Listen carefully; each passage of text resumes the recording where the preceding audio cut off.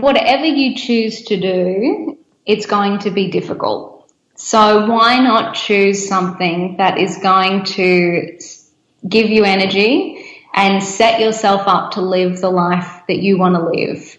Why not invest the hardness and the difficulty in something that's going to build you as a person and an asset for you to enjoy at a later time? And the only better time to do that, than last week was today. So just get started and just, create a life on your terms. Welcome to the Get Invested podcast, where we share great conversations with experts from all walks of life to uncover their secret know-how on where they invest their time, their skills and their money, and the benefits that this has created. You see, the truth is that everyone invests. Every minute of every day, we're investing our time, our skills, our energy and our money in something. Some of us are investing consciously, some unconsciously, sometimes for good, sometimes for bad, and sometimes for no impact. Get Invested will help you to start living by design, not by default. I'm going to help you to make it happen, not let it happen. You'll hear the top tips on how you can live with conscious intent so that you can live more, work less, and leave a living legacy by investing now. Listen to the show to discover the top tips on how to get started, make the most of your investment journey, and ultimately to be living your dream, not someone else's. More episodes can be found on iTunes or at bushymartin.com.au/get invested.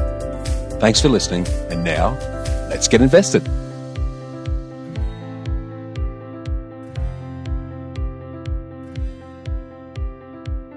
Hi, freedom fighters. Are you easily influenced? How does someone influence you to do something? What does someone have to be or do to influence you? How important is influence? And what does it even mean? Who influences you and why? And on the flip side, how much influence do you have and how important is it? When was the last time you thought about how you influence others, how you change minds, shape opinions, and move others to act? In my humble opinion, the ability to influence is now increasingly one of the essential skills for success at any level.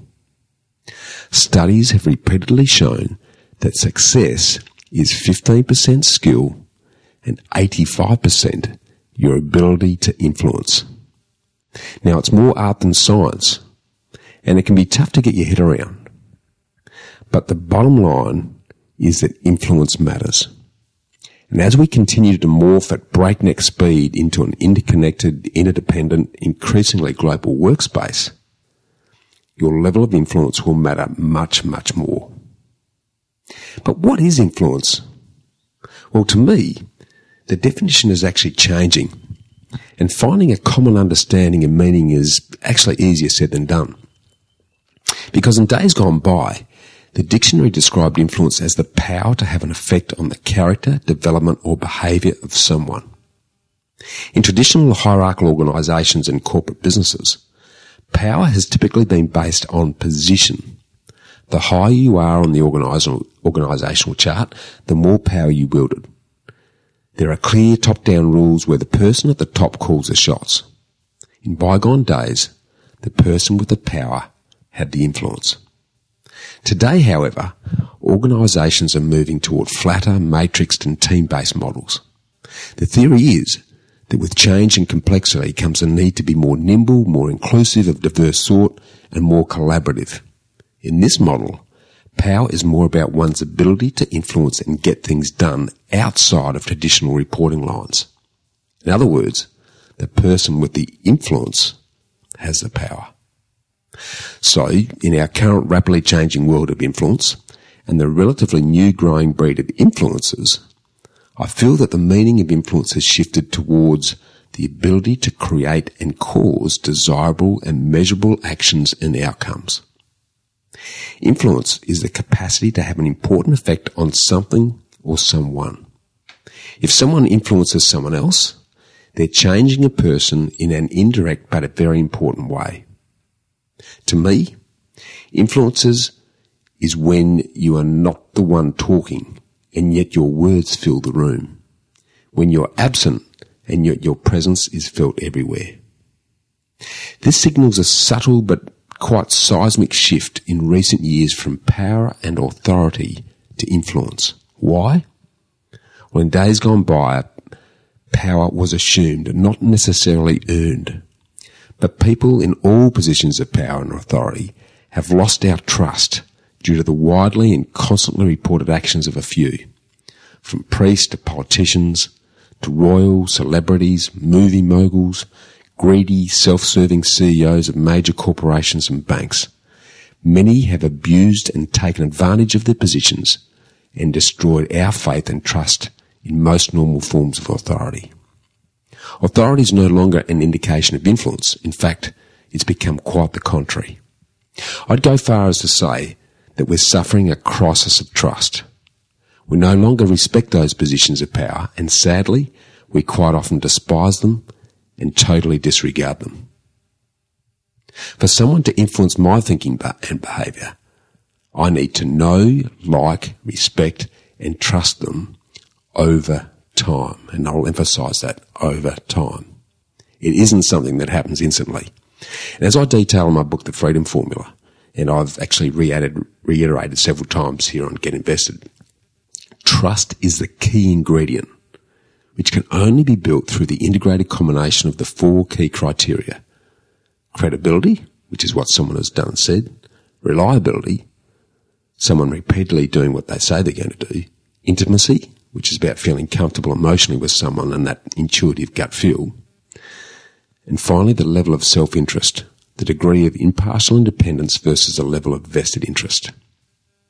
So with recognised positions of leadership suffering an honesty, integrity and trust vacuum, who do you now turn to when you're looking for direction, leadership, guidance and advice? For me, it's become proven, recognised and enduring experts and authorities in their industry or their field of expertise. And to positively impact on that influence, if you aspire to be a key person of influence in your niche, you need to be known and famous to the few that count so that you can help influence your tribe positively. Let me share my personal example. I've been working in property now for nearly 40 years, investing in property for over 20 years, and helping hard-working Aussies to secure their future through clever property finance solutions on a individual person-by-person basis for over 13 years. It's only been in the last 4 years that I've started to enjoy any substantial influence and industry recognition at a national level. So why is this? It's because I've consciously shifted from spreading our unique message from a one-to-one personal basis to a one-to-many basis, helped greatly by Glenn Carlson's Key Person of Influence or KPI Business Accelerator program, which teaches you how to become an influencer within your area of expertise. And by the way, I highly recommend for any of you looking to build industry-leading authority in your space, check out Dent's KPI program by getting a free copy of their best-selling book by Danielle Lewis. And the book's called Key Person of Influence. If you want to get a free copy, then just email me at bushy@khgroup.com.au and I'll organise one for you. Now, by the way, I'm not being paid by them as an influencer to promote their program. It's just that I've personally done it and it's absolutely, completely changed our lives and our business. Now, my books, The Freedom Formula and Get Invested, have also helped to crystallise and better communicate our approach. And this podcast has helped to spread the message to our dedicated tribe who believe what we believe. And I thank you all for doing this. Together, this has established our credibility, which has then flowed on to multi-mass media appearances, keynote speaking gigs, and some very humbling industry awards. It's been an amazing ride that just seems to gather its own momentum.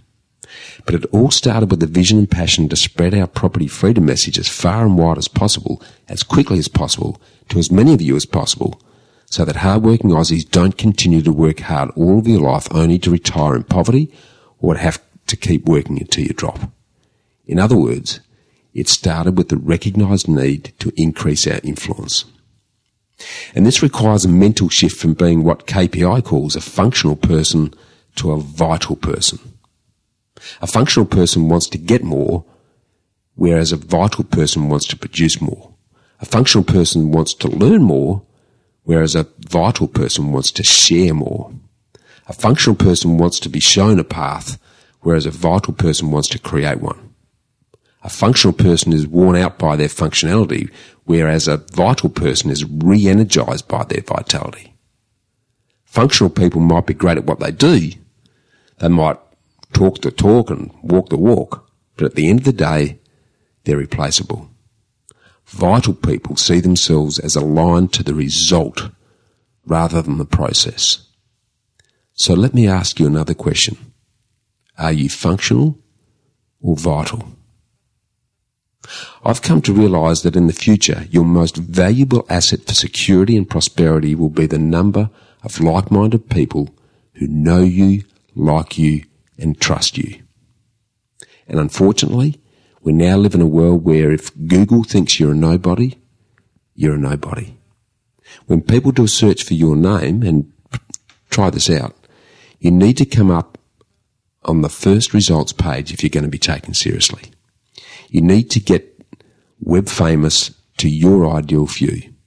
And the opportunities to now do this are easier and cheaper to do than they've ever been across all of the social media and online platforms. And the interesting thing about all of this new online and constantly connected world is you often never know which lives you're influencing, when or why. Let me share with you another personal example. As some of you probably know, I'm a closet muso and I love singing and playing the piano. Well, last year, I sang my first piano ballad at a concert that was Facebook lived. I sang a song called Supermarket Flowers, which emotionally captured the feeling of loss that my wife Sonia and I experienced when her dad died a couple of years ago. Now, I wasn't aware of this at the time, but apparently men in the audience were moved to tears. And about 2 months later, the concert organiser shared with me that there was a teenage boy in the audience who'd lost his grandmother a few months ago and had totally withdrawn into silence and depression. He'd totally closed up. But on hearing my song, he collapsed inconsolably in tears and for the first time opened up to his parents and sat up until 3 a.m. in the morning pouring his heart out. This was really moving to me and just demonstrated that you just never know what influence you can be having by just putting it out there.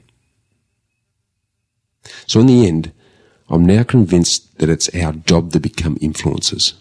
We owe it to our communities to lead by example and spread the positive word. Then and only then will we collectively make the world a better place. And as a wise man once said, your influence on others is your net worth, so treat it as such. So, as everyone like you and I now flirt with influence and look at reach and impact on social media, the question becomes, do we hold the same potential to cause impacts similar to those of traditional influence and connectedness, for example, celebrities, industry or political leaders, or our favourite brands? Or does social media represent the equalisation of influence? One thing is really clear though.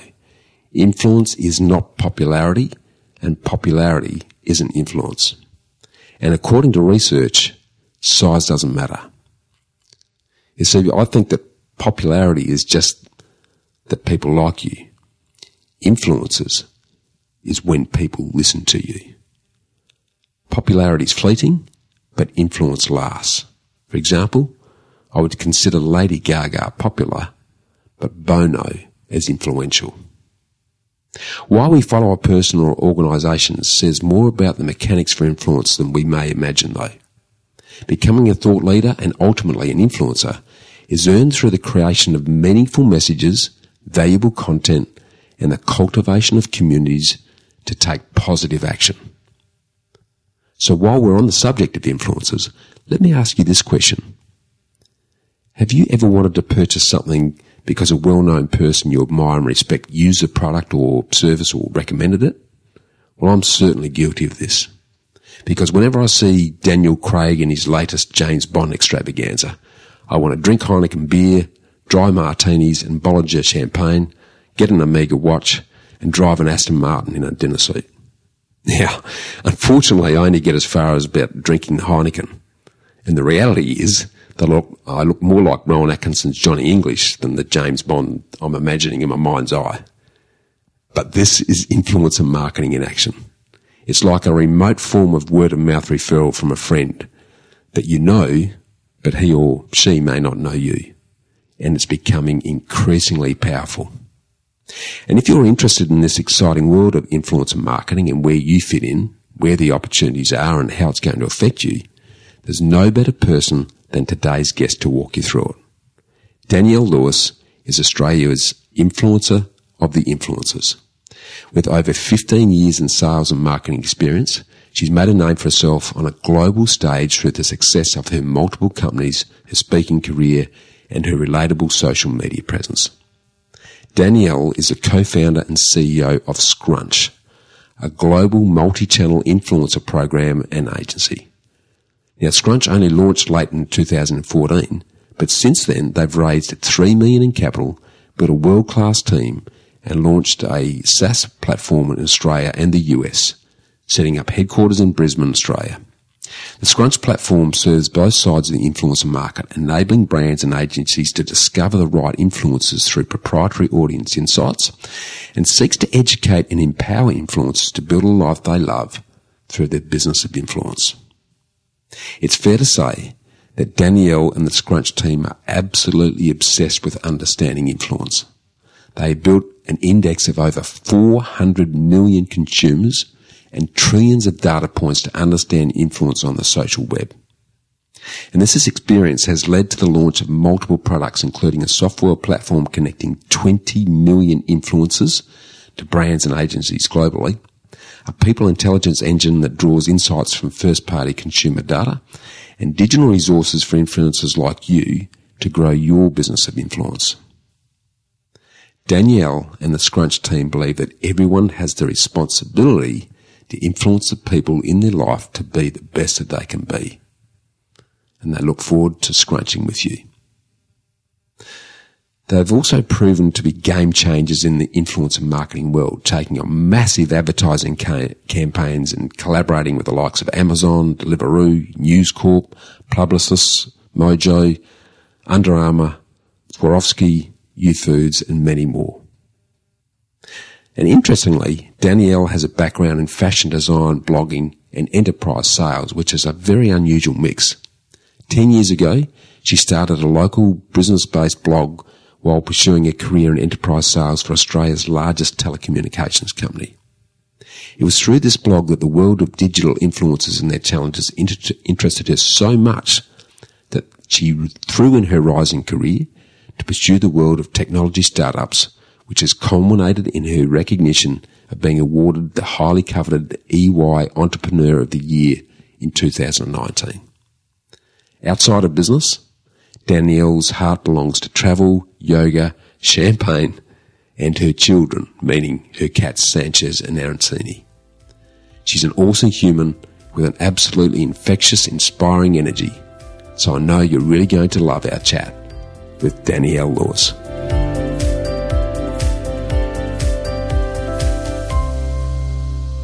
Welcome back, Freedom Fighters.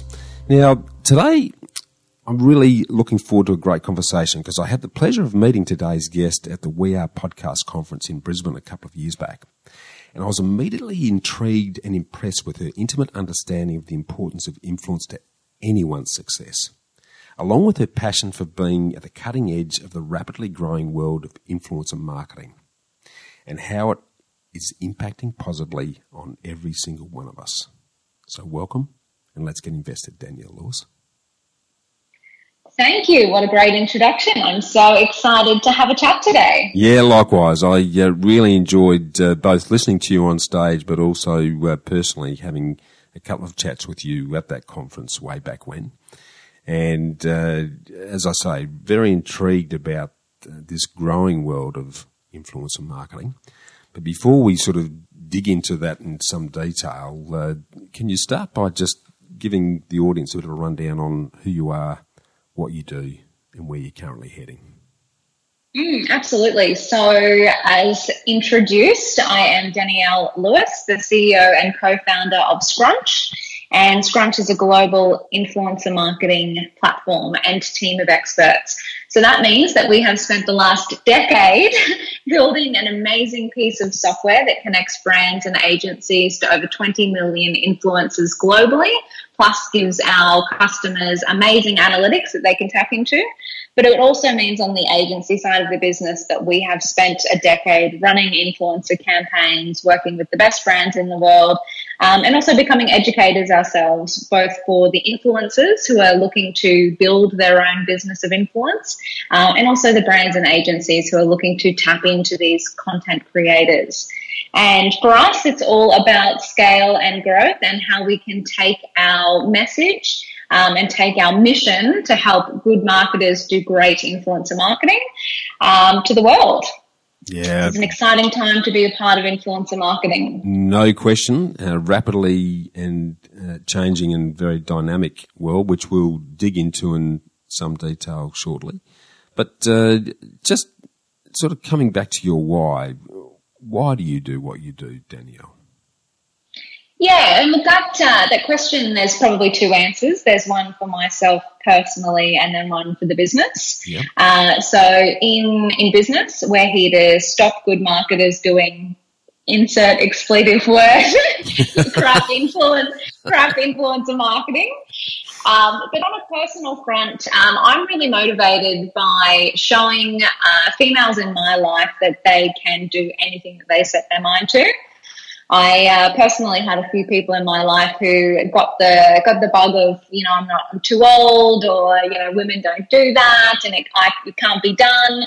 And I am so intrinsically motivated by being an example and showing females that they can do absolutely anything that they set their mind to, and that now there has never been a better time to actually live the life that you want to live. Absolutely, 100%. Agree, and very supportive of everything you've just said there. My good wife is another shining example. She hides in the shadows, but in terms of her contribution and insights and what we do just wouldn't be a fraction of what it would be if she wasn't instrumental in all of that. Let's before we sort of go back through some of your history, I'd like to dig in right there actually, because it is an issue that gets a lot of press for good and bad reasons these days, and people love to put people in boxes, and gender's one of them. And yes, while there's no question there are differences between the genders, what I love about the innate female psyche is your ability to look beyond the head to the heart, and also an incredible intuitive ability to do 1,001 things at the same time extremely well. Tell us about, that's obviously a burning passion for you, and you sort of briefly mentioned a couple of people that have sort of inspired you to say, well, I'm going to be a leading example. Tell us about who they were and how that's inspired you. Do you mind diving into that? Yeah, absolutely. So the biggest one was actually my mum. So both my mum and dad were made redundant from jobs that they worked 30 plus years in, both in the exact same year a couple of years ago. And it was just a really interesting experience for me to witness, because there was my mum, who was the top of her field, very well respected, somebody that I thought, wow, if I have that determination and drive when I'm that age, or, in my career or my chosen path, I'm going to make it. And when that redundancy hit, I saw this massive, massive depletion in confidence, and, all of the sort of usual feelings like I'm too old, no one's going to hire me, I can't start my own business now, all of those things. It's like, life was over and all of the dreams were suddenly put on hold and too hard. And it really shocked me, to be honest, because she was always somebody that I looked to as being an absolute powerhouse of, woman in business. She was employed, but she was definitely an entrepreneur in her own right. So witnessing that kind of made me think, wow, I've really got an opportunity to show people. I mean, surely she's not the only one that feels like this. So I've really got an opportunity to do my part in showing people that, you can do anything, and, really the world is your oyster with the digital age, the social media age. It has never been easier or cheaper to actually start something, in a weekend and have a go. So she was the first one. Okay. And then the second one was actually my sister, who, again, kind of was in a perpetual cycle of, you often hear, in this day of memes of hustle hard, this idea of finding your passion, and that sort of life path comes up a lot. And I think there are a lot of people that don't know what they want to do with the rest of their life. And my opinion is that you don't need to know what you're going to do for the rest of your life. I certainly have tried many things in the many years that have passed, and each one of them have served a purpose and helped me grow personally, helped my business grow, and never when I changed my opinion or changed my path or changed my business idea have I felt that was a failure or that I didn't know what my life purpose was. So I think people get stuck in this not knowing. And again, I wanted to be that beacon for, you don't have to know, you just have to try. Yeah, I love that. And I'm of exactly the same outlook. I often hear, follow your passion. Well, I've always had the view that passion grows as your level of competence and skill in a certain thing develops. So I think we've got, a lot of people have got the cart before the horse on that. Yes, you've got to have an interest. There's no question about that. You don't throw yourself into something that you obviously hate doing. But I think we get so caught up on this life mission, life passion exercise. If we're a bit more open to it and allow our passion to grow as the winds of change change our course and go with that and trust the process, then life's a lot more fun journey. Yeah, I love your outlook on that, Danielle. Just sort of coming back to mum and dad, because you mentioned they were both sort of made redundant very similar times. Did you see a difference between mum and dad in relation to the way they both responded to that situation, and probably unexpected at a how old are they roughly? Great question. Mid-60s. Yep. Okay. Yeah, I can see that being. I'll get in trouble for not knowing the exact answer. Well, they look younger. Yeah. They look younger, Danielle. So of course they do. 21. So did they respond differently to that situation? You saw your mum more challenged with it than your dad? Yeah, absolutely. So Dad sort of went straight back into solution mode and what he could do easily and what sort of casual jobs he could pick up before he decided his next adventure. And, Mum sort of definitely seems to be a lot more stuck in there. I think, it's almost in the starting again and the starting from square one that really got her. And, so it was kind of interesting to watch the difference there. Which I think is why, historically I've never really, gravitated towards the female side of things. I've always kind of felt like, there is no glass ceiling, you just do you. But when I witnessed it firsthand, I very much realised that there was a difference and that I did have a responsibility to set an example. Yeah, I love it. And sort of moving forward now, it's been a couple of years since that happened. Has your inspiration rubbed off on Mum in terms of what she's doing now? Look, I still see there's an element of being held back. She's certainly gone on to new jobs and experimenting with new things and being a lot more open to trying things, which is fantastic.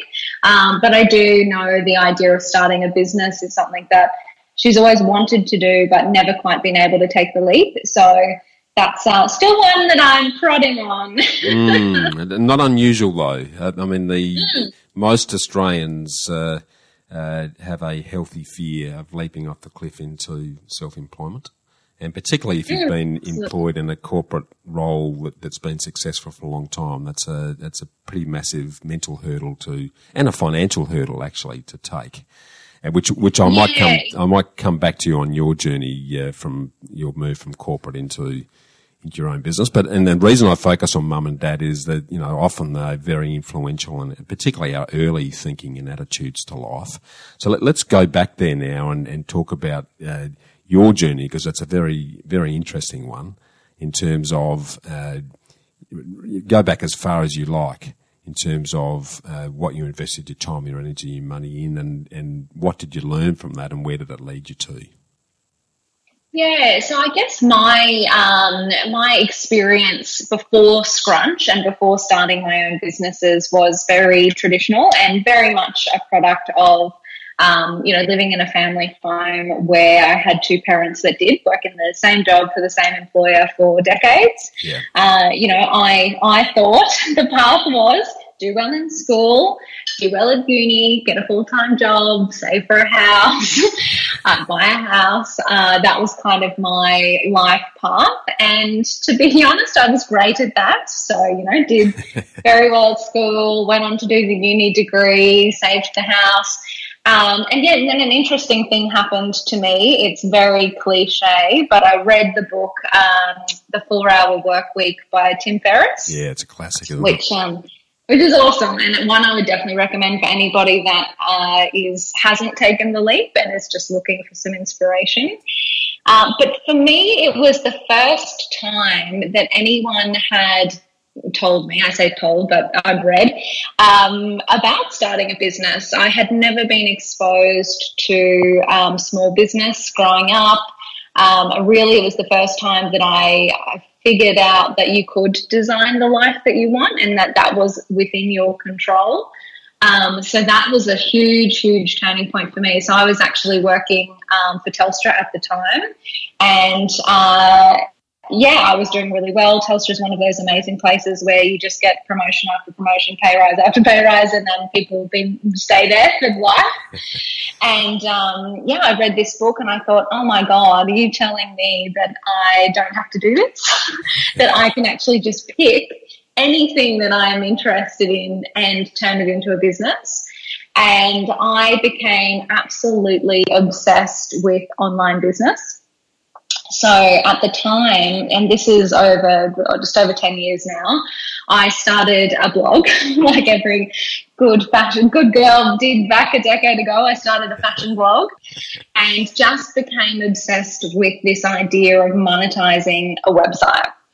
And so I started that. I was blogging. It kind of took very many different forms. We ran advertising deals. We did e-commerce through the platform. But it was a huge experimentation for me and a way to meet new people as well. So I was very much in the corporate world, and this was an opportunity to meet people that I would never have met through that job. Yeah. And then through that, I actually met the co-founder of Scrunch. Great. So he was running a fashion boutique at the time, and I walked into his shop. I remember actually I was on my lunch break from Telstra. Hopefully no Telstra employees listening. And walked in trying to sell him advertising on my blog. And and then a romantic relationship ensued. Ultimate marketing. Yes, exactly. And let me tell you, he purchased the advertising. Love it. But yes, and that sort of started a conversation as well around, our skill sets and his desire to build something digital, because he was in sort of fashion retail at the time. And the first very early ideas for Scrunch were born. And, a decade on, we have had 4 different products, finally landing on the influencer marketing platform that we're famous for today. And, so it's been quite a ride going from, ticking all the boxes, getting the good corporate job, turning point, reading a book, and then being obsessed with business and especially, digital. Since then. Yeah, well, I guess, again, looking in from the outside, Danielle, because when you went to uni, you did a fashion design degree yourself, I think, didn't you? Is that right? Yeah, yep, that's right. Right. So you've got a very creative bent right there. I mean, you don't get into that area unless you've got a very creative design side. And while I can see that the attraction of the paycheck and the potential career growth would have been appealing compared to the challenges that the fashion industry has in, particularly early on, in trying to pay the bills. But would I be right in saying then that, you know, while you were progressing very well in that career with Telstra, that there was something missing that was probably built around that need for design input and that sort of creative flair, and that sort of, once you read that book, that led you into the blog because you felt you needed to fill that tank. Am I right? Yeah, and I think the thing I loved about Telstra, so I've always been in a sales role, which means that my life is spent talking to people and building relationships, which is one thing that I love today. It's still the active role that I play in Scrunch as well. But very much so, you're very much in a corporate career bound by the script, the products, the people, the types of customers, and I felt, you know, by the end of my time there, I did feel that there was no creativity, and I was sort of just saying the same things every day. And you know, whilst I love the personal relationships and that side, I definitely needed to find somewhere where I could, you know, be the creator of those conversations, of the products, of the industry that I was in, and so, yeah, it was kind of perfect to take the skills that I had learned, I guess the more technical skills that I had learned, and apply that to an industry that I was really excited about. Let's talk about and let's draw parallels between your good mother and yourself in this regard, where, because I can imagine that early on when you're trying to juggle a pretty full-on role with Telstra, I would imagine, with initially the side hustle of, I guess, was that Business Threads, the blog that you were, Brisbane Business Threads, is that the one? Yeah.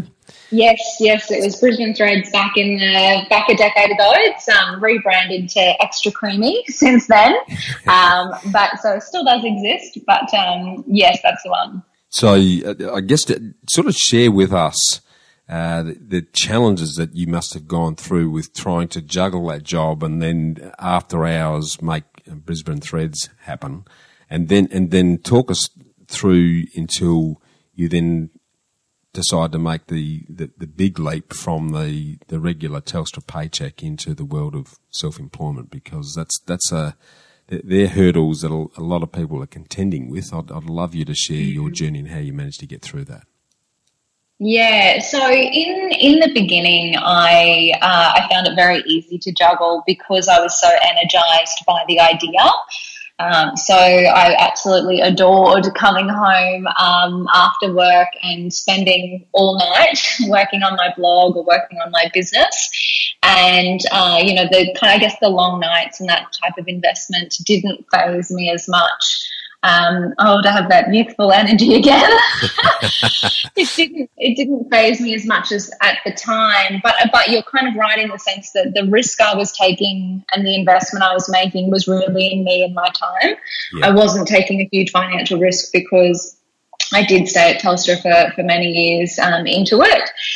It actually wasn't until we decided to take external funding for Scrunch that I actually finished up at Telstra. So my philosophy was that if somebody was going to give me money to invest in my business, then I better be all in on it.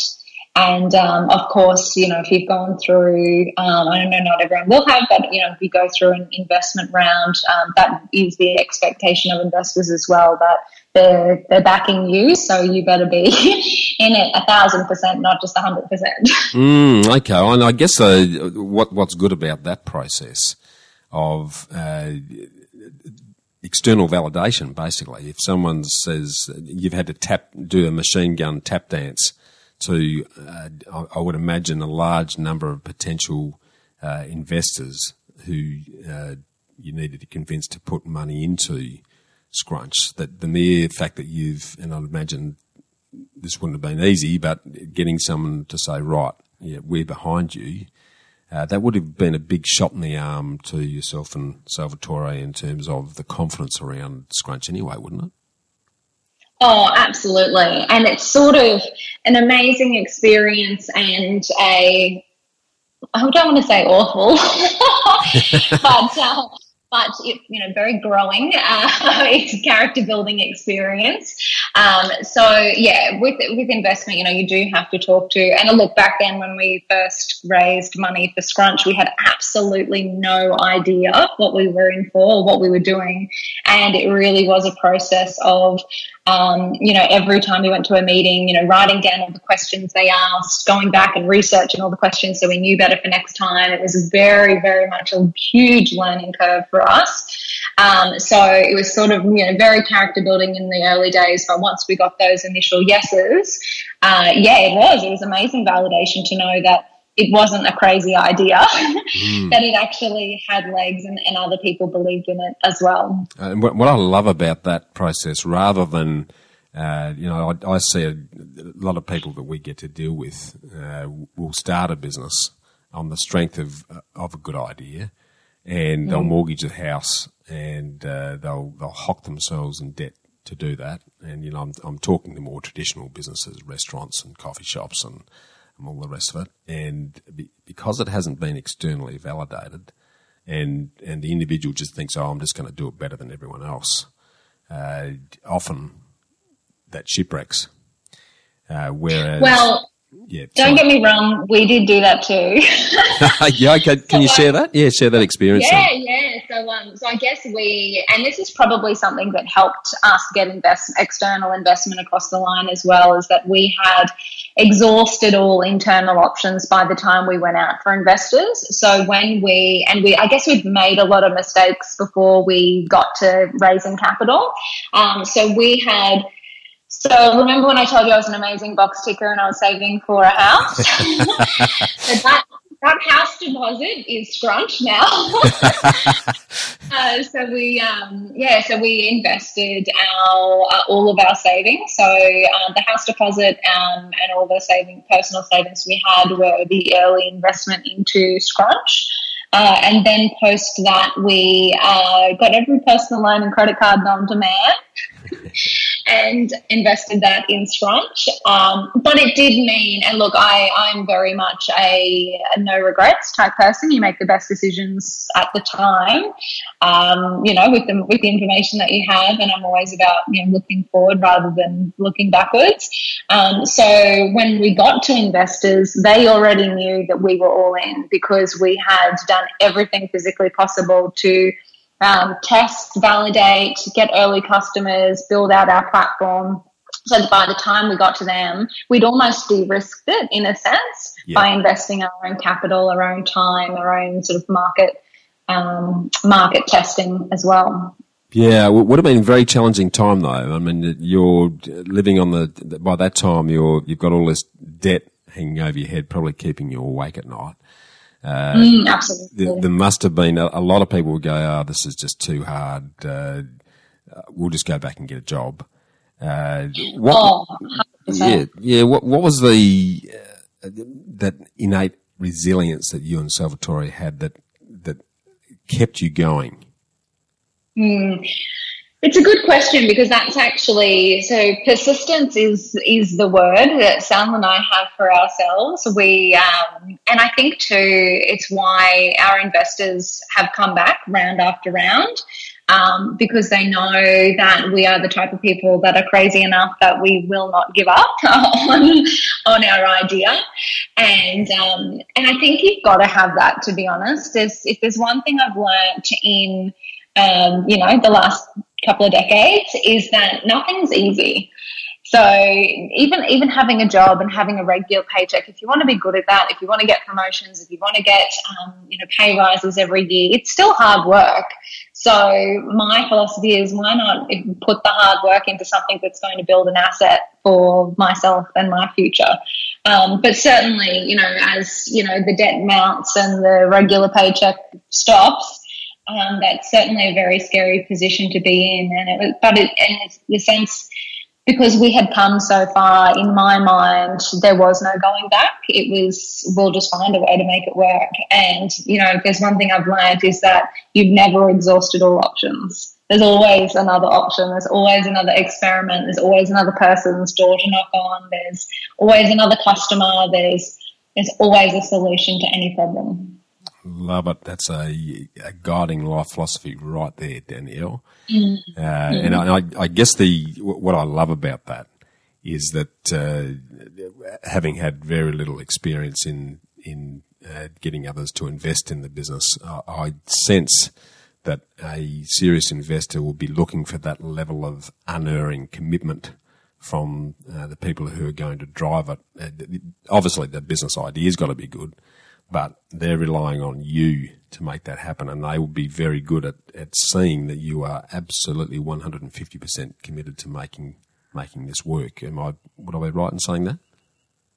Oh, 100%. And the thing is too, you know, when an investor looks in a business to invest money in, there are so many reasons why they could say no. So it is your job as the founder to make them say yes. And, you know, the only real way to do that, unless you've got just an amazing model, which at the start you won't have because you'll still be testing the market, is your confidence and your commitment to the idea. And the putting the oxy torch on that learning curve, I bet going through those rounds and rounds and rounds of pitching to potential investors, the business in your and Salvatore's head would have got much clearer and the model much better just as a consequence of putting yourself to the test like that. Oh, absolutely. And that's it, you know, I think every time, oh God, when I dread to remember the first pitches we would have done, we were trying to do absolutely anything and everything, and we're terrible at explaining what we did, and, you know, we didn't really understand the customer problem back then. But you're right, you know, the more and more you do something, the more and more you practice, the better you get at it. So it can be frustrating at times. I'm not going to sugarcoat that. It is difficult, and, you know, I think though there's a resistance that you feel before you grow, and it is that ability to push through and do it one more time or do it 100 more times that is what makes you, you know, really amazing at your craft. Yeah, I love it.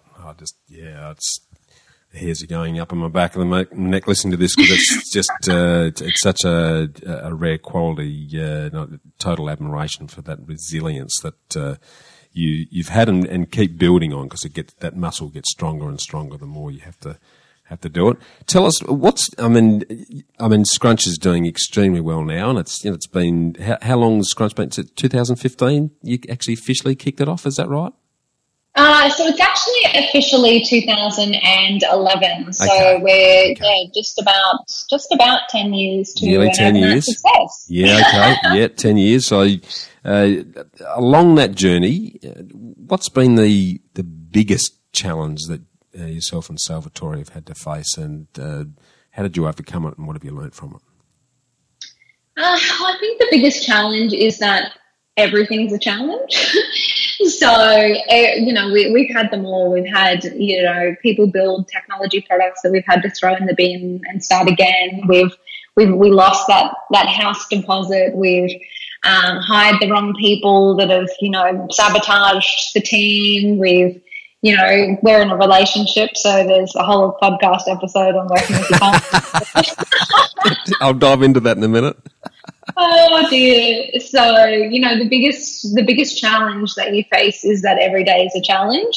But if you learn to love that and learn to, you know, really, I guess, connect with why you're doing what you're doing. And that may be as simple as the fact that you're just building a life that you want. You don't have to be, you know, curing cancer or solving world hunger or bringing peace to the world.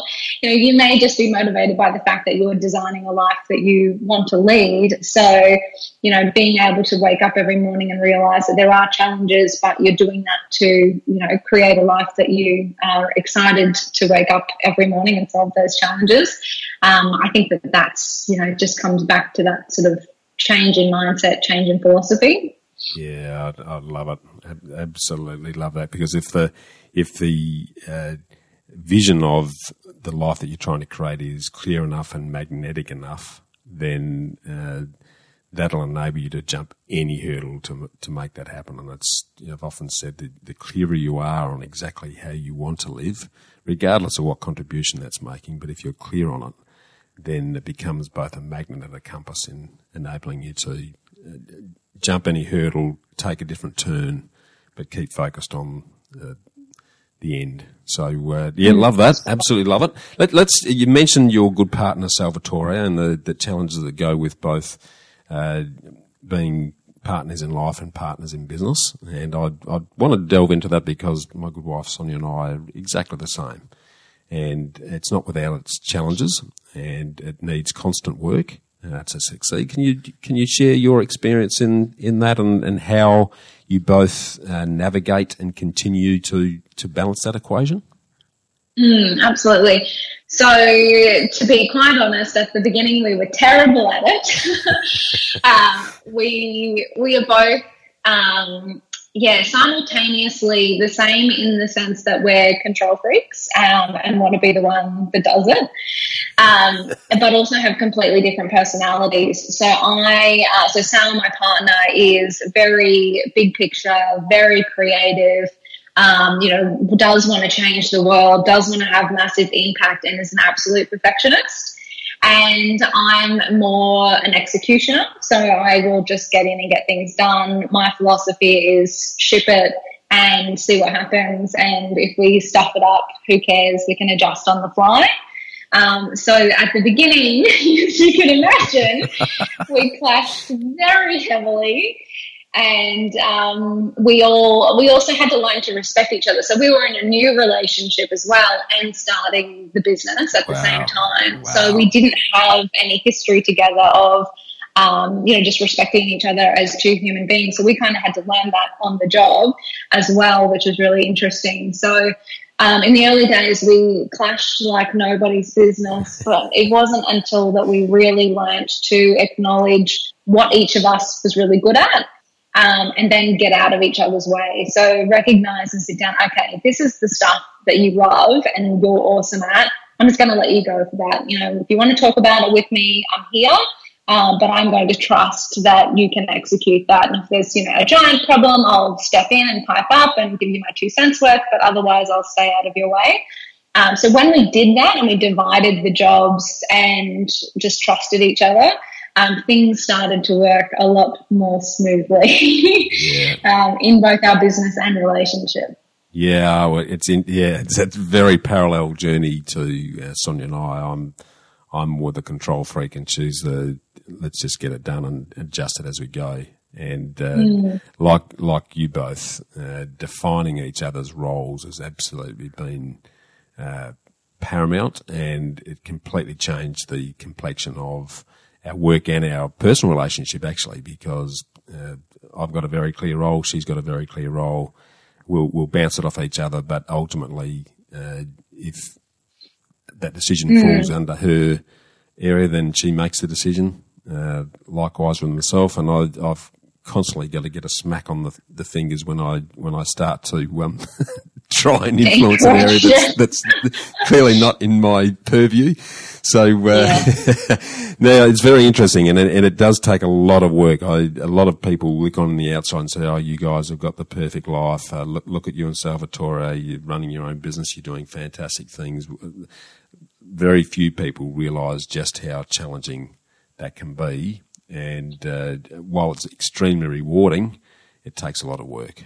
So, and I think that's right. I think, people often have this sort of idea of relationships and they're just like in the movies, and they never are. And I think it's just amplified when you run a business together. And are, people that are very entrepreneurial and very passionate about what you do. I actually received some amazing advice from someone one day. They said to me, as two business owners, you're never going to not be able to talk about the business. Because lots of people tried to say, when we come home, 5 o'clock, no business talk. It's like, well, we're so passionate about what we do. Why would we restrict ourselves from sharing that passion? Yeah. So someone gave me some amazing advice, which was, so set a cutoff time, but make sure during that, so maybe it's over dinner, you can only talk about high-level strategy and the future and the vision for the business. Don't get bogged down in the operational side of the business. So, don't talk about over dinner, a problem that occurred with an employee. Talk about, what your grand plan is for the future and all the stuff that energizes you. And we found that a really nice way to, we were always going to keep talking about Scrunch, but let us do it in a way that was energizing when we were in the home, I guess. Love that. That's gold. Thank you. I'm going to take that. That's definitely. I'll definitely use that because you're right. It's the switch doesn't turn off, and things pop into your head, and you go, "Hey, how about this? And how about that? And did you know about this? And did you know about that?" What a great way to focus on the positive energy side of that exercise. Love it. Thank you. That's you've just made my day right there, Danielle. Now let's jump into the world of influence because. Let's face it, in a world where we are all working with people, influence is everything in terms of getting things done and achieving goals and making a difference. Can I get you to define what do you call influence so that the listeners are on the same page? Yeah, so look, I define influence really. I guess it's an interesting one. The word influence. There's a little bit of stigma attached to it these days. There's so many articles in the media right now about influencers and, pretty girls on Instagram holding up a bottle of fake tan or whatever it might be. But I think it's important to go back to where influence really began. And influencer marketing at its core is really word of mouth advertising. And word of mouth has been around for hundreds and hundreds of years. That is before the internet, before billboards even. It was just if you had an amazing experience somewhere, you would go and tell your family or you would go and tell your friends about that. And I think that as an individual, if you're trying to build a personal brand, if you're trying to build a business, even if you have no aspirations to do anything in the business world, even if you are just trying to get a promotion, focusing on your influence over the people that surround you or your community and impacting them in a positive way and impacting them so that you do get the outcome you want, I think is an absolute no-brainer. Yeah, I 100% agree. It's, I think, absolutely crucial to success in any area of our life where it involves other people. If we can't influence them, then things aren't going to happen. So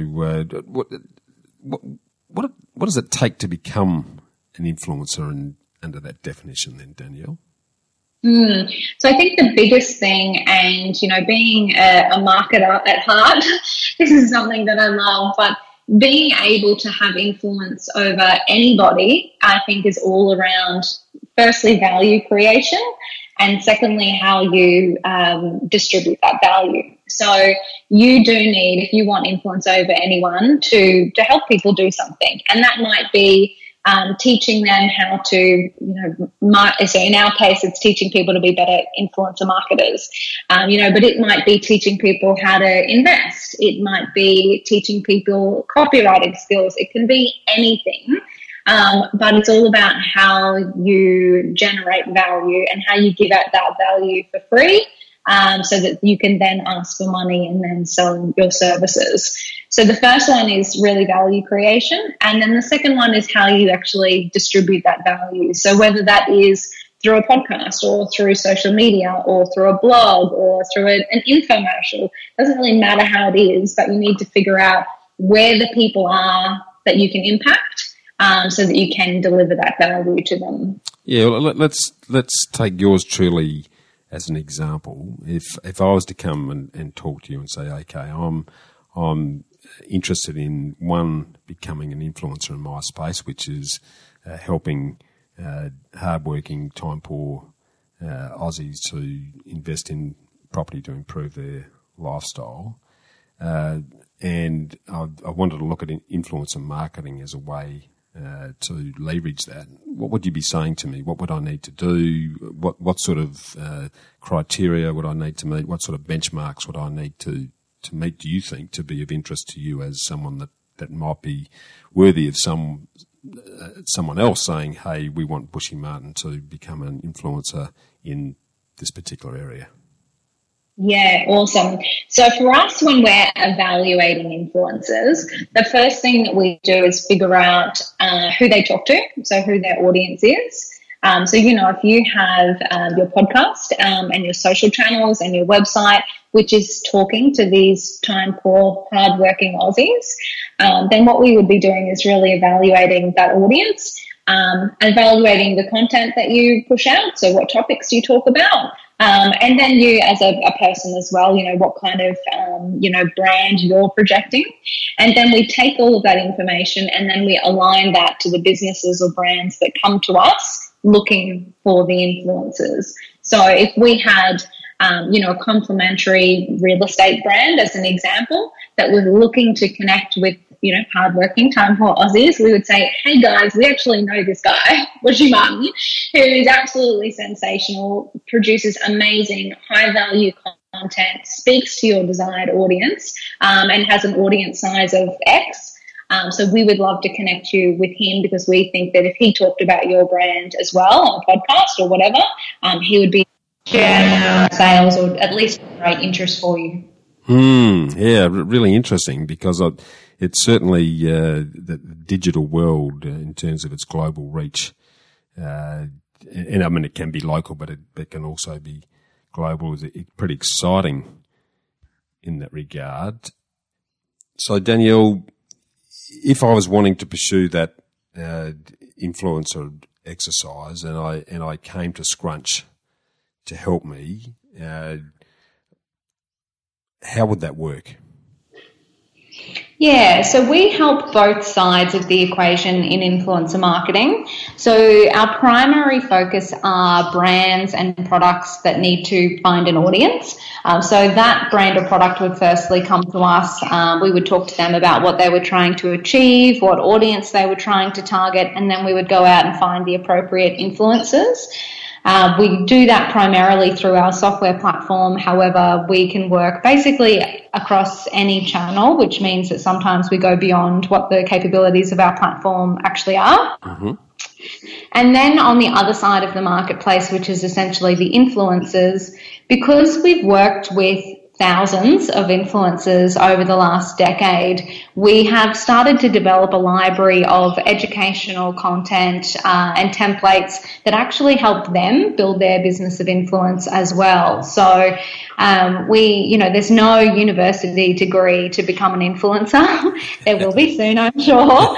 However, we've done, I guess, the next best thing, which is launch Scrunch Influencer University. And we have both aspiring influencers and small businesses who want to be influencers in their own niche jump onto this because it's $10 a month and it's literally hours of video content talking about how to grow your community, create better content, connect with brands to monetize your influence, as well as develop things like media kits, invoicing. So if people are new to the influence game and want to build that business, they have everything that they need for the price of a Netflix subscription to actually start creating something for themselves and their own asset, if you will. Brilliant.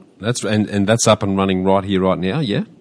Yeah, absolutely. And for the listeners who are interested in that, where do they go to find it? They would go to scrunch.com/influencers. Yeah, awesome. Okay, well, given the importance and the growing importance of becoming an influencer to your niche, and we're not talking everyone, it's to the tribe that really want what you can do to help them, what a great way to start effectively monetizing that as an important part of your ongoing business strategy. I think that's brilliant, awesome. So on the flip side of that, then, as the go-between and at the intersection of influencers on one side, but also brands and companies who are wanting to tap into influencers to send their message. How do you monetize that yourself from Scrunch? So you've got we've talked about $10 a month there for the university, but in terms of the core income for Scrunch. I'm assuming that probably comes from the other side, and that's the brands and the businesses wanting to tap into influencers. Am I right? Yes, exactly right. So we do it in two different ways. So we have a software subscription, so people that just self-serve and sign up to the platform, which is about $2.99 US a month for everything on the platform. And then we actually, through the agency arm of our business, also run influencer campaigns as well. So we also have sort of campaign revenue that comes into the business as well, where we basically sit down with a brand and say, what do you want to achieve? and then design something that's bespoke for them. Yeah, love it. Okay, that's absolutely awesome. So tell me, how do you measure the success of an influencer campaign then? Yeah, and this is one of the reasons why I love influencer marketing, because there are so many different strategies that you can employ with influencers, all the way from, we have brands who are just not very good content creators, so they tap into really small influencers who are amazing content creators, send them their product, and get a bank of images back from them. Then all the way through to, influencers who will post regularly about those brands on social media and get brand awareness, all the way through then to hard actual sales attribution, where the influencers are using coupon codes and directly linking to products to generate sales for the brand. So it can kind of take a different form depending on what your brand strategy and marketing strategy is. But it's really important to lock that in up front, because that will actually dictate the type of influencers that we recommend, and what channels we recommend, and how much you do need to spend on a campaign as well. Because I guess some of the early resistance, and it might not be that way now because the influencer market is a little bit more mature, but a lot of the obvious visual markers would have been likes and whatnot on posts, etc. With the removal of likes from Insta, has had an impact on Scrunch and potential agencies or businesses' view of the measurability of influencer marketing? Yeah, and look, engagement is certainly a metric that we still look at. So fortunately, the likes still show up on the Scrunch platform, and so we can still measure the effectiveness from an engagement point of view for people. But what we did notice that is it actually changed two things. So it changed consumer behaviour that they actually like posts less. Because you can't see it. They're not just jumping on and liking something because everybody else is liking it. And what it changed was they now, if they really care about a post, they will actually save the post. So we can actually measure engagement to saves, which is actually a stronger intent to purchase or a stronger intent to care about the brand as well. So that's a really important metric to start looking at. But it also did something else interesting, and we noticed that there were some influencers who were, shock horror, paying for engagement, and that actually stopped some of that behaviour as well. So we noticed there were a few influencers that had an inflated engagement rate because they were clearly in engagement pods or purchasing fake engagement. Right. And because they didn't see the need to do that anymore because the likes weren't showing up, it meant it kind of exposed a few influencers that were potentially doing the wrong thing as well. Yeah, that's it. Probably been a very good thing then as a result of that. Tell me, focusing on Scrunch itself, how do you measure the success of Scrunch as a business now that you're 10 years in? Yeah, so there's my shareholder answer and my Danielle answer. Yeah, very good. So obviously from a business point of view, making sure that we're growing year on year and, reporting back to the shareholders is really important. And, that's something that we signed up for because we did gain investment. But, I think that's, a showcase of a thriving business anyway. So definitely getting the right revenue model and scaling that revenue is super important for us. Yeah. But on the human side, for me, the biggest thing that I guess I have come to understand about myself is that I want to create a business that I love because I know that it is my life. I work, and I'm not condoning this, but, I work every day of the week. And I want to make sure that I am around people that I love to work with, that I love to hang out with, that I love to come in with, that I love to have a wine with once a week. And experiences are so important for me. So being able to travel and see customers and experience other things has been really important for me. So making sure that my business ticks those two boxes for me means that I'm a happy CEO and co-founder as well. Yeah, no, very good. And as what you described feed into your definition of the secrets you believe to long-term sustainable success, can you talk to that? Yeah, absolutely. Because really, the three things are, obviously the business has got to be making money to be long-term and sustainable. The way it makes money is really important. And I think if you're thinking of starting a new business or you're finding you're struggling in business, evaluating the revenue model or the business model that you have could be really important. So we're, really doubling down on our subscription platform this year, which is really exciting for us. But the other thing is that success does not happen overnight. You said long-term success for a reason, because this is a minimum of a 10, 15-year investment. And the only way that you do that is with energy. So if you don't know what brings you energy, and for me, I know it's people and experiences, then you're never going to survive long enough and stick with it long enough for it to actually have some kind of long-term success. Love that. That's so true. People and energy. Yeah, absolutely spot on. So just leveraging off that a little bit, because you sort of touched on this a little bit, but I'd like you to put some shape and colour around your vision of what is your dream lifestyle. Can you put some shape around that for us? Yeah, so for me, it's about freedom, and I know that's a bit cliche, but it is for me, waking up in the morning and working on something that I love. Like we've experimented with different products in different markets in our business, and there have been times where I've woken up and thought, shit, I wish I didn't sell that.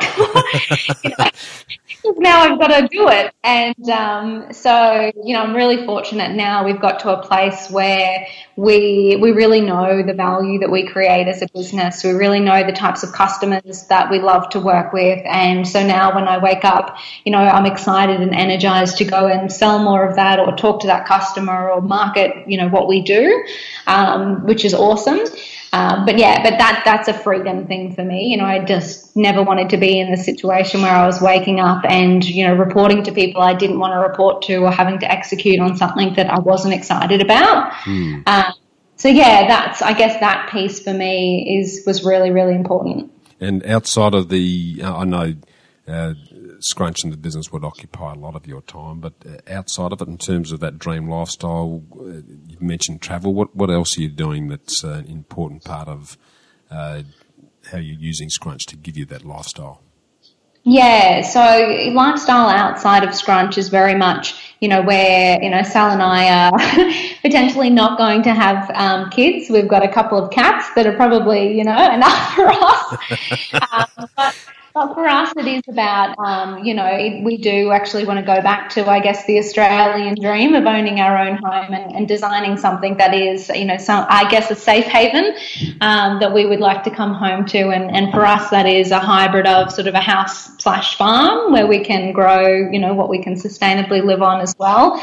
And so that's a bit of a passion project for us and something that we're working towards. So for us, it's creating somewhere where we love to come home to and enrich our own lives, and then having that travel element so that we're experiencing other destinations and cultures, but doing it on a regular basis, not, wishing for a holiday in 5 to 10 years, but, having it a regular part of our year, so that we do have those experiences in our lives and looking forward to different bits and pieces all the time. I'm loving that. And I guess what I'm hearing from you is that at the moment, Scrunch is the major vehicle through the doubling down on subscriptions where regular passive income is starting to flow through is going to be an important part of that.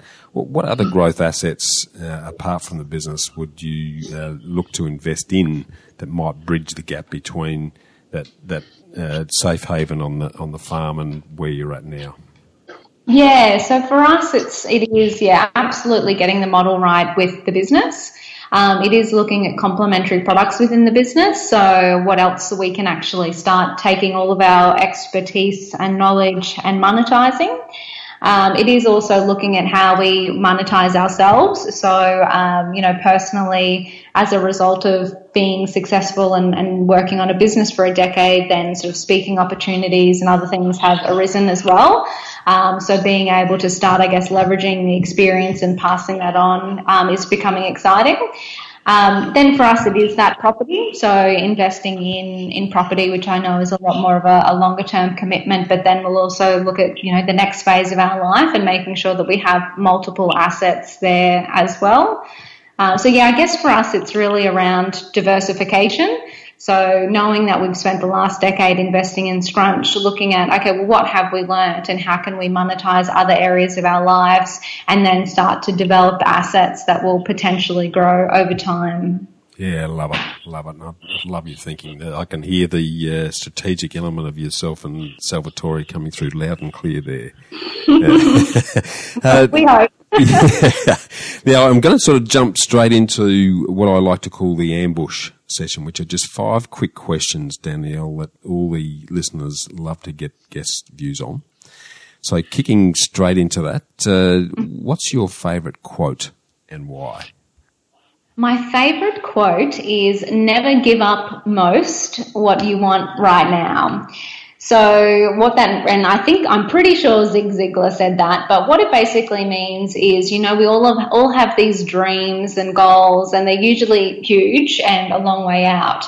And there's little tests every day, like not saving the money and going out and spending it, or not investing time in a course, or not investing, your Sunday building your business.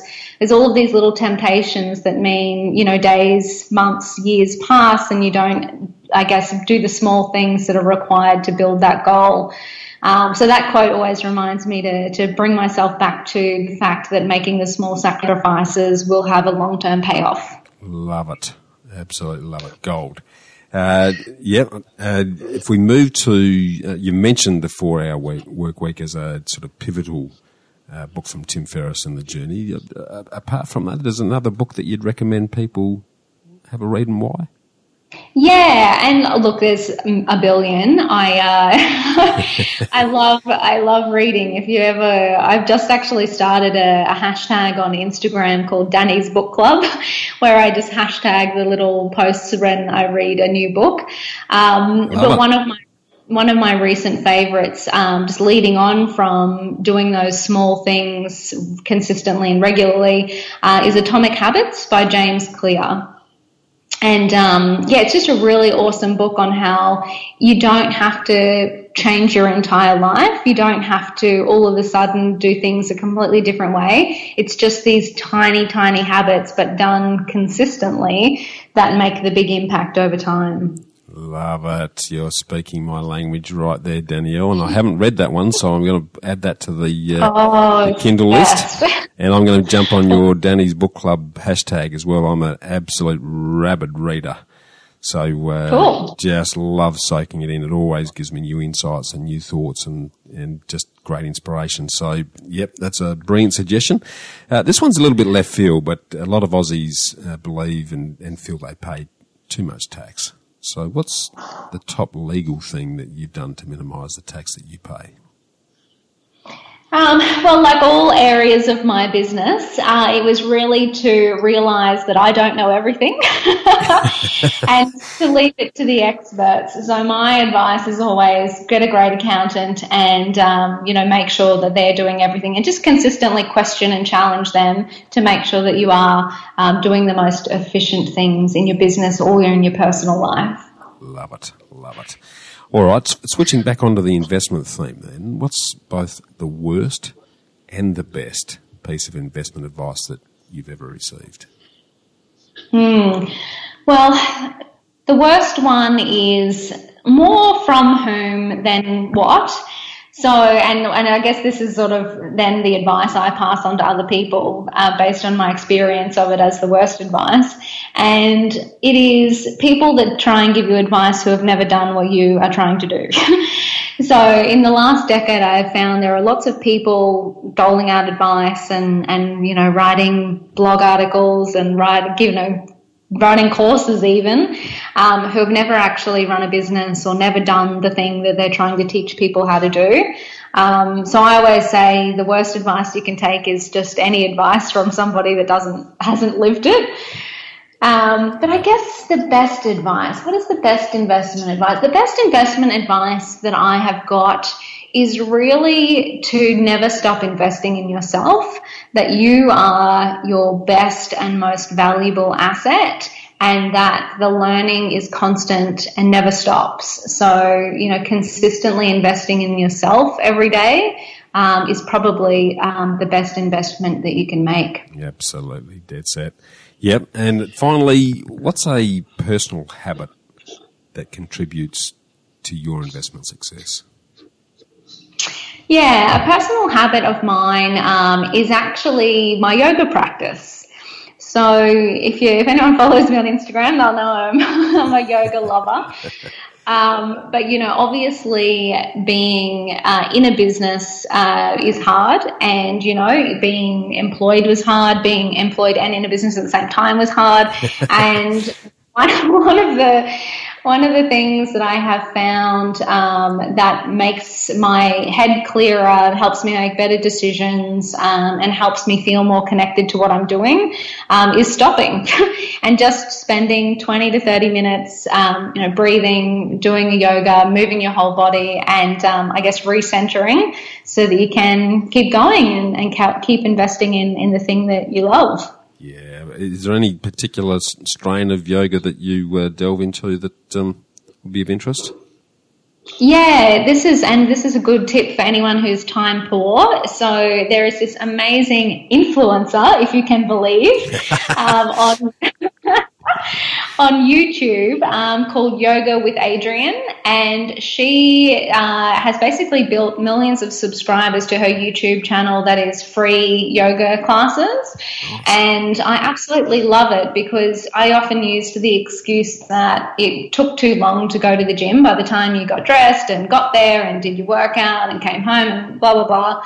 So now I can literally, fire up my laptop or even do it on my phone and, in the clothes that I'm wearing, and it literally takes the time that it takes to do the practice, so maybe 20 minutes, so there's no excuses anymore.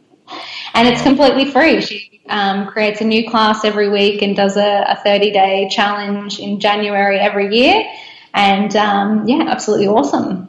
That is awesome. Yeah, that's for a lot of the listeners who are very time poor and just have a lot of difficulty given all of their other work and family commitments to fit in the time to keep fit and do stuff. 20 minutes in your own clothes anywhere sounds like an awesome way to give yourself some headspace, but also improve your flexibility and your overall physical well-being. So gold, absolute gold there. There's been a lot of gold in this conversation, Danielle. Tell me... I guess just bringing it to a close, and this is a question that I like to ask the listeners in recent times. So if I was to give you a microphone that spoke to every one of the 7.7 billion people that are currently alive in the world, and I gave you 1 minute to talk, what would you say? Oh, that's such great responsibility. Look, I would probably say that whatever you choose to do, it's going to be difficult. So why not choose something that is going to give you energy and set yourself up to live the life that you want to live? Why not invest the hardness and the difficulty in something that's going to build you as a person and an asset for you to enjoy at a later time? And the only better time to do that, than last week was today. So just get started and just, create a life on your terms. Love it. Love it. That was to put you on the spot and come with that piece of gold, Danielle. That was legendary. Thank you. Really good sage advice there for anyone who's just looking to really have I think the biggest challenge a lot of us have now is realistic expectations. And it's fueled by, in the world that you live in, there's a lot of imagery that creates an expectations. We all should have the golden lifestyle, kicking back on the beach, swinging in the hammock, and life looking after itself. But if we shift our expectations to exactly as you've said, to recognise that life is difficult, and therefore that's a gimme. And from there on, it's a matter of, okay, well, what am I going to do that's going to maximise my energy and help me to learn and grow along that journey? Then we're coming from the right place. That's absolute gold. I have loved the conversation. Feel like there's a whole heap of stuff. There's a lot of rabbit warrens that we could have and rabbit holes we could have gone down, and I'd love to do at a later stage. But mindful of your time, really thank you for coming on board, Danielle. As I say, I've been both intrigued and enamoured by the work that you're doing in this space, and I just love the way you present the information with that sort of energy and care. So look, what's next new and exciting for you and Scrunch though moving forward? Yeah, well, we're actually launching version 2 of the Scrunch platform this year. So we are right in the thick of new product development, but there's some awesome new features coming out that I'm very excited about that have been in the works and our customers have been requesting for a little while now. So right now we're head down, bum up, getting that done, but going to look forward to a big launch in the coming months. So which always gets people excited and brings a lot of energy to the team and to the market as well. So we will be absolutely focusing on all of the shiny new things in 2020. Awesome. So for all of those out there that have an interest either in using Scrunch to get a message out to their tribe through an influencer, or a potential influencer who wants to really up the ante and learn more and leverage what they bring to the table, apart from scrunch.com, how else do they get in touch with you? Yeah, so scrunch.com is a great hub, but otherwise, if you want to email me directly, Danielle@scrunch.com, I will chat to anyone about influence anytime. Otherwise, our Instagram pages are amazing, and we have Scrunch for brands and Scrunch for influencers. So depending on which side of the camp that you fall on, there's some really valuable information out there for you as well. Love it. Look, you've been very generous with your time again, Danielle. Thanks again for getting invested, and look forward to staying in touch. Amazing. Thank you for having me. Chat soon. Cheers. Well, freedom fighters, how good was that? To get a summary of all this investment gold in the show notes, just email me on hello@khgroup.com.au. That's HELLO@khgroup.com.au. Or check us out at www.bushymartin.com.au/get invested. I look forward to joining you next week for another episode of the Get Invested podcast. So thanks for listening, and as always, dream as if you'll live forever and live as if you'll die